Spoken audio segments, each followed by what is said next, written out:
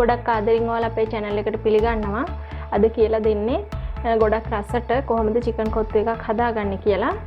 ඉතින් ඔයාලා අපේ channel එකට අලුත් නම් subscribe කරලා එකතු වෙන්න. ඒ වගේම රසවත් අදහසත් අපිට පහලින් comment කරන් යන්න. එහෙනම් අපි බලමු කොහොමද හදාගන්නේ කියලා. අපිට මේ කොත්තු එක හදාගන්න මේ විදියට කෑලි කපාගත්ත කොත්තු උමනා වෙනවා.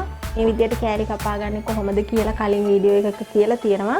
ගෝදම්බ රොටිය හදා ගන්න හැටි. ඒ රොටිය තමයි මේ විදිය ප්‍රමාණයට මේ කපලා අරන් තියෙන්නේ. ඊට පස්සේ සාමාන්‍ය ප්‍රමාණයේ කැරට් අල දෙකක් මේ හැඩයට කපාගෙන තියෙනවා. ලුණු කොළ අරන් තියෙනවා. ලුණු කොළත් එක්කම තියෙන ලුණු ගෙඩියත් හීන් වෙන්න කපලා අරන් තියෙනවා. ඔයාලට ලුණු කොළ වෙනුවට ලීක්ස් පාවිච්චි කරන්නත් පුළුවනි. බිත්තර 3ක් අරන් තියෙනවා. ඊට පස්සේ චිකන් හොදි එකක් අරන් තියෙනවා. සීනි තේ හැලි එකමාරක් අරන් තියෙනවා. ඉඟුරු සුදු ලුණු පොඩිවට කපාගෙන තියෙනවා. ගම් මිරිස් කුඩු පොඩ්ඩක් ඕනේ. කෑලි මිරිස් ලුණු ඕන. ඊට අමතරව සොයා සෝස් එකෙන් පොඩ්ඩක් ඕනේ. පොල් තෙල් ඕන. ඔය ටික තමයි ඕන වෙන්නේ. ඊට පස්සේ මුලින්ම අපි භාජනයක් ලිපේ තියලා රත් වුණාට පස්සේ තෙල් එකතු කරගන්නවා. තෙල් ඔයාලගේ කැමති ප්‍රමාණයක් එකතු කරගන්න පුළුවනි. තෙල් එක රත් වීගෙන එනකොට අපි කපාගත්ත ඉඟුරු සුදු ලුණු ටික එකතු කරගන්න ඕනේ.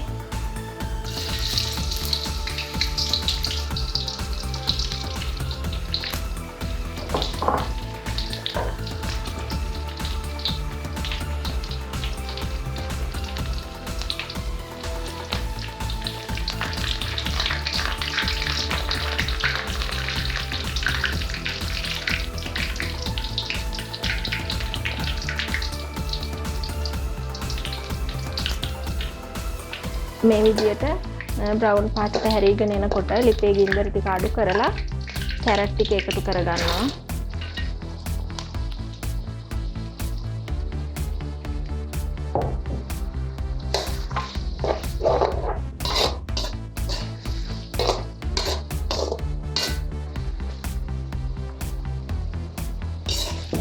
ඊට පස්සේ මේ ලුණු කොළ වලින් කොටසක් එකතු කරනවා. කොටසක් තියාගෙන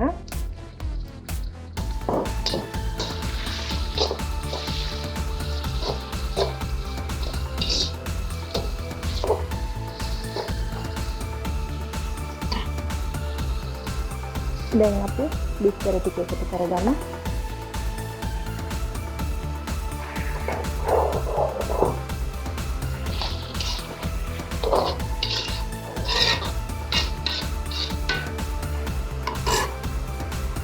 බිත්තර ටික දාලා අපි ගම් මිරිස් කුඩු පොඩ්ඩක් එකතු කරගමු.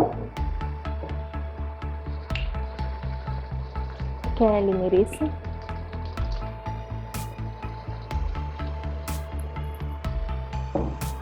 ඊට පස්සේ සීනි ටික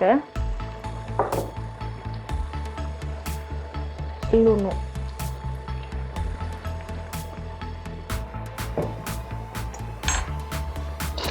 ඔය ටික එකතු කරගෙන ආයෙ අපි හොඳට කලවම් කරගමු.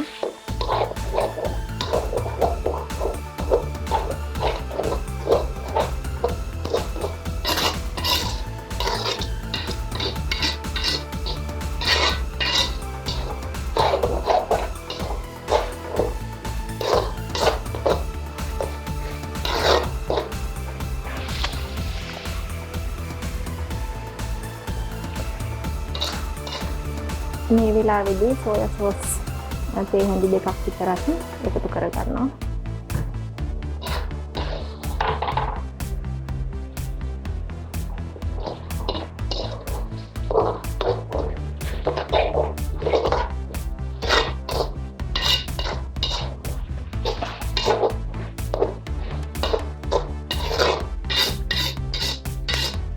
ඊට පස්සේ මම අර ඉතුරු කරගත්ත ලුණු කොළ ටික දානවා. දාලා අපි මේ කපාගත්ත රොටි ටිකත් එකතු කරනවා. මේ විදිහට කලවම් කරන්න ඕනේ.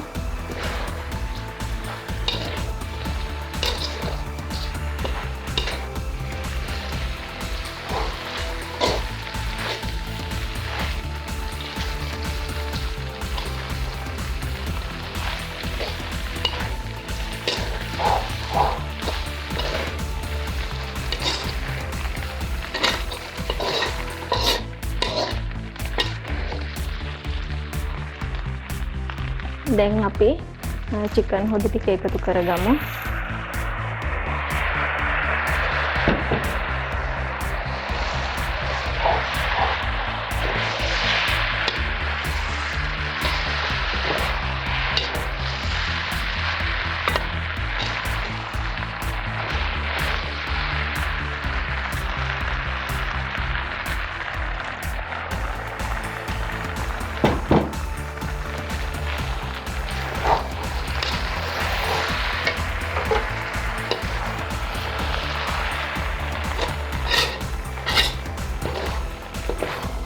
මේ විදිහට හොඳට කලවම් කරගන්න ඕනේ.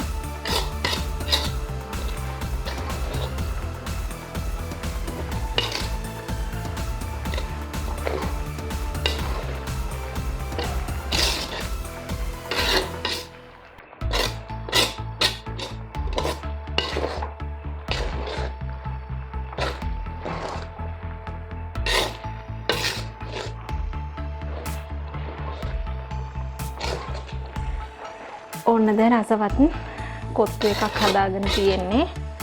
ඔයාලට චිකන් කෑලි මේකටම එකතු කරගන්නත් පුළුවනි. එහෙම නැත්නම් කද්දි බෙදා ගන්නත් පුළුවනි. ඔන්න දැන් අපි රසවත් කොත්තු එකක් හදාගෙන තියෙන්නේ. මම ලිප ඕෆ් කරගන්නවා. ඉතින් මේ වගේම තවත් අලුත් වීඩියෝ එකකින් ආයෙ හමු වෙමු.